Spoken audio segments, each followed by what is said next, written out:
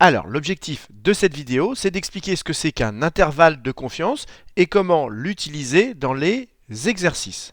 Alors, imaginons la situation suivante. Vous avez une urne avec plein de boules à l'intérieur et parmi ces boules, il y a des boules rouges. Alors, justement, on va appeler P la proportion de boules rouges qu'on a dans cette urne. Et notre objectif, ça va être de déterminer P. Alors la première solution pour savoir quelle est la proportion de boules rouges, c'est de sortir toutes les boules de l'urne, de compter le nombre de boules rouges et de diviser par le nombre de boules total. Le problème, c'est que s'il y a 100 000 boules dans l'urne, ça va être impossible. Et donc du coup, il va falloir utiliser une autre technique. On ne va pas essayer de déterminer exactement la proportion de boules rouges, on va essayer de l'estimer.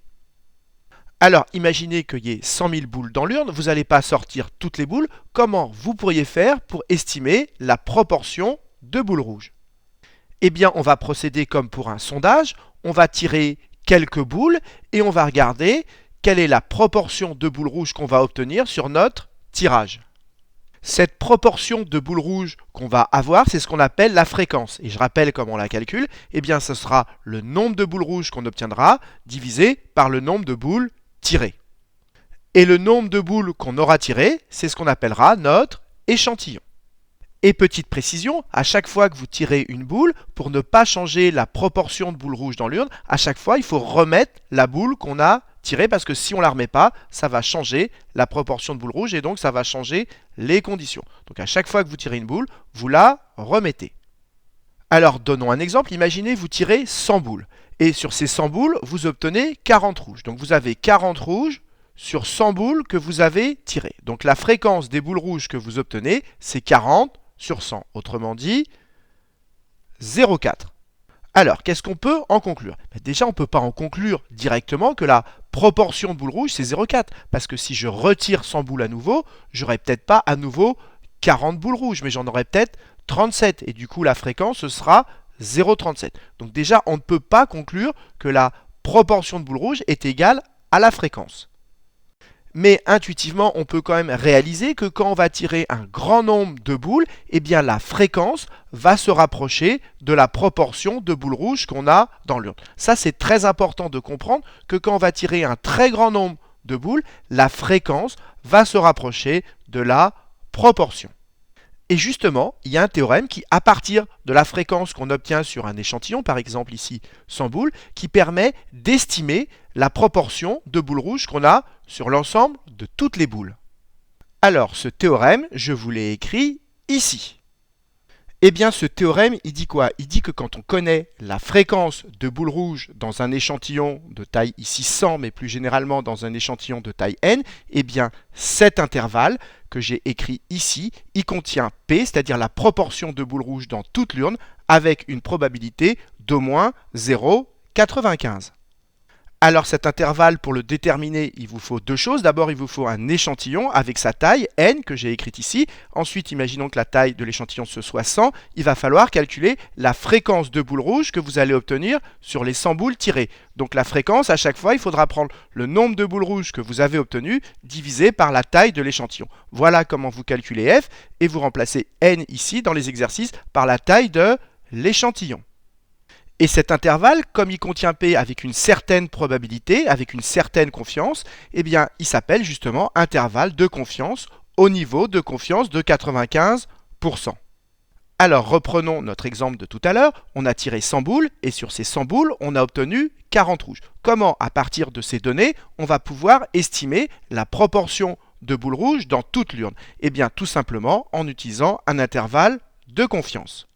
Alors la première chose dont on va avoir besoin pour déterminer cet intervalle, c'est f. Et f, c'est quoi? C'est la fréquence de boules rouges qu'on va obtenir sur notre échantillon. Donc f est égal à quoi? À la fréquence de boules rouges, c'est-à-dire les 40 qu'on a obtenues sur nos 100. Donc la fréquence de boules rouges, c'est 40 sur 100, c'est-à-dire 0,4, on l'avait déjà calculé ici. Alors ensuite, j'ai besoin de n, et n c'est quoi? C'est la taille de mon échantillon. Mais ici, comme j'ai tiré 100 boules, eh bien n c'est tout naturellement 100. Donc n égale 100. Petite précision, il faut bien avoir conscience que quand vous tirez vos 100 boules, en fait, vous les tirez une par une. Et surtout, qu'à chaque fois, vous les remettez dans l'urne pour être toujours dans les mêmes conditions et ne pas changer la proportion de boules rouges. Alors ensuite, pour déterminer l'intervalle de confiance, il n'y a plus qu'à remplacer f par 0,4 et n par 100. Et voilà ce que vous obtenez. Et ensuite, vous faites le calcul ici et là, et vous obtenez comme intervalle de confiance l'intervalle 0,3, 0,5. Alors maintenant, il faut comprendre ce qu'on a démontré avec cet intervalle 0,3, 0,5. Eh bien, ça nous donne une estimation de la proportion de boules rouges dans l'urne. Cette proportion de boules rouges dans l'urne, elle appartient à cet intervalle avec une probabilité d'au moins 95%. Donc on a une estimation de P. P est compris entre 0,3 et 0,5 avec une probabilité d'au moins 95%. Alors ensuite, vous pourriez vous dire que l'écart entre 0,3 et 0,5 est trop grand et donc que cette estimation n'est pas assez précise. Alors, comment pourriez-vous faire pour avoir une estimation plus précise ? Eh bien, c'est très simple, il va falloir augmenter la taille de notre échantillon, c'est-à-dire qu'il va falloir augmenter la valeur de n. Pourquoi ? Parce que si n augmente, eh bien la racine carrée aussi, et donc le dénominateur ici va augmenter, et donc 1 sur racine de n va diminuer. Donc ce nombre, si n augmente, 1 sur racine de n va diminuer, et donc ce qu'on enlève à f et ce qu'on rajoute à f va diminuer. Et donc ici, cet intervalle va donc être plus petit si n augmente. Ça, c'est très important de bien le comprendre. Et donc, retenez bien ce qui est tout à fait logique, c'est que quand vous voulez avoir une estimation plus précise, il va falloir augmenter n, la taille de votre échantillon. Alors maintenant que vous avez compris comment on utilise un intervalle de confiance, il faut savoir qu'il y a des conditions avant de l'utiliser. La première condition, c'est que l'échantillon soit suffisamment grand, et donc la première condition, c'est que n soit supérieur ou égal à 30. La deuxième condition, c'est que n fois la fréquence soit supérieur ou égal à 5, et la dernière condition, c'est que n fois 1 moins f soit supérieur ou égal à 5.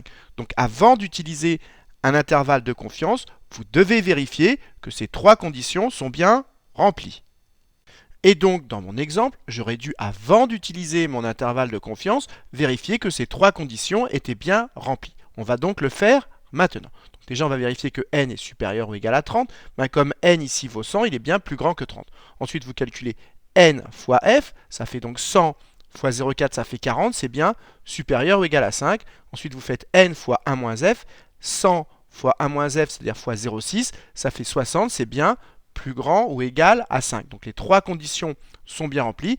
J'avais donc bien le droit d'utiliser mon intervalle de confiance. Mais retenez que dans les exercices, avant d'utiliser votre intervalle de confiance, vérifiez bien que ces trois conditions sont bien remplies. C'est très important. Alors maintenant, j'aimerais expliquer une idée fausse. Certains élèves pensent que P, il a plus de chances d'être au milieu de l'intervalle, au centre de l'intervalle, c'est-à-dire ici en 0,4, qu'il a plus de chances d'être au milieu que proche des extrémités. Eh bien ça, c'est une idée complètement fausse qu'il faut sauter de la tête. Alors, pour comprendre que ceci est une idée fausse, il faut déjà comprendre que P, c'est une constante. P est un nombre fixe. La proportion de boules rouges dans l'urne ne change pas. Donc déjà, il faut bien comprendre que P est un nombre fixe, une constante. C'est au contraire F qui va varier, parce que dans notre exemple, on a tiré 100 boules, on a obtenu 40 rouges, donc la fréquence est 0,4. Mais si je retire à nouveau 100 boules, il est peu probable que j'obtienne à nouveau 40 rouges. Peut-être que j'en obtiendrai 37, et dans ce cas-là, la fréquence, ce sera 37 sur 100, c'est-à-dire 0,37, et plus 0,4. Donc il faut bien comprendre que en fait, P est fixe, et c'est F qui va varier en fonction de l'échantillon.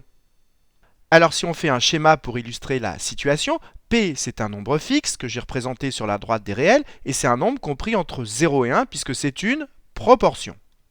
Alors si maintenant on veut représenter un intervalle de confiance, par exemple celui-là, 0,3, 0,5, peut-être que P est au milieu, mais peut-être pas. Imaginons que 0,3 ce soit là et 0,5 ce soit là. Voilà représenter cet intervalle de confiance. Mais si maintenant je retire 100 boules et que je n'obtiens pas 40 rouges, mais par exemple 30 rouges, eh bien ça va me donner un autre intervalle de confiance, centré en la fréquence. Et si j'ai 30 rouges, ça sera centré en 0,3. Donc imaginons que j'ai un deuxième intervalle de confiance que je représente ici.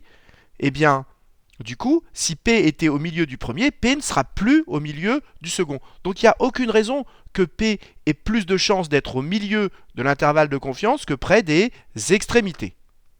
Ce qu'il faut bien comprendre, c'est que de temps en temps, l'intervalle de confiance, entre guillemets, il va attraper P, et de temps en temps, il ne va pas l'attraper parce que l'intervalle de confiance, eh bien, ne contiendra pas P, et P sera à l'extérieur. Mais ce cas-là est relativement rare parce que, d'après le théorème, l'intervalle de confiance contient P avec une probabilité d'au moins 95%.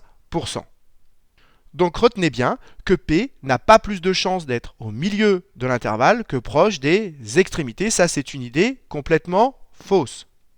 Alors enfin, je voudrais rajouter qu'il y a une situation très classique dans laquelle on utilise des intervalles de confiance, c'est lorsqu'on fait un sondage.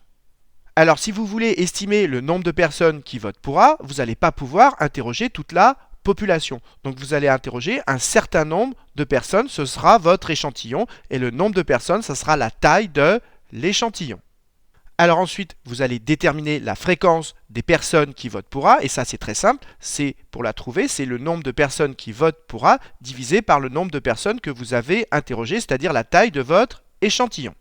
Et ensuite, il n'y aura plus qu'à déterminer un intervalle de confiance à l'aide de F et N et la formule que j'ai rappelée ici. Et ensuite, vous vérifierez que les trois conditions qu'on a écrites ici sont remplies pour pouvoir utiliser cet intervalle de confiance. Et si ces trois conditions sont remplies, vous pourrez alors conclure que la proportion de gens qui voteront pour A sera comprise dans cet intervalle avec une probabilité d'au moins 95%. Voilà ce qu'il faut retenir. Dernière chose que je voudrais rajouter et que vous ayez bien présent à l'esprit, quand est-ce qu'on utilise un intervalle de confiance? Eh bien justement quand on ne connaît pas P et qu'on cherche à l'estimer. C'est dans cette situation qu'il faut penser à utiliser un intervalle de confiance. Alors pour vérifier que vous avez bien compris ce qu'on a expliqué, je vous propose cet exercice qui est extrêmement classique sur les intervalles de confiance, donc cherchez-le bien et vous aurez la solution dans la prochaine vidéo. Et comme d'habitude, si vous avez apprécié cette vidéo, n'hésitez pas à la partager et à la liker.